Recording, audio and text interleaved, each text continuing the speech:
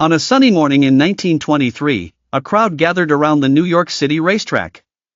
It was the day of the big race, and everyone was waiting for the Wonder Horse, ridden by the famous jockey Frank Hayes.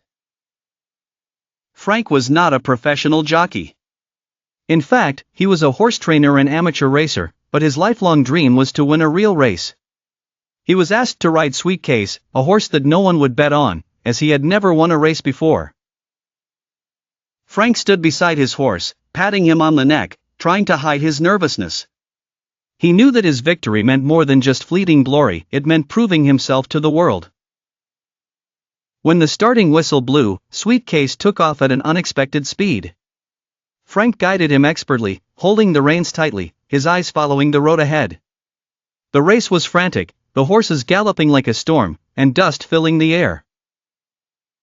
But what no one knew was that Frank's heart, weighed down by stress, couldn't handle the intensity of the emotion. While leading his horse, he suffered a massive heart attack. Strangely enough, his body remained upright in the saddle, as if his will to live was still holding on for a few more moments. Sweet Case continued to run, as if Frank's strength was still pushing him forward. As they approached the finish line, Sweet Case was making an amazing advance. When he crossed the line first, cheers erupted throughout the track. But the celebrations quickly turned to shock when officials approached Frank to discover that he had won the race while dead.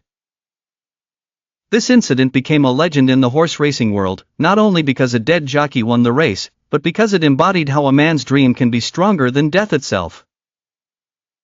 Since that day, Frank Hayes' name has been etched in the memory, as a man who ran for glory until his last breath or perhaps even beyond.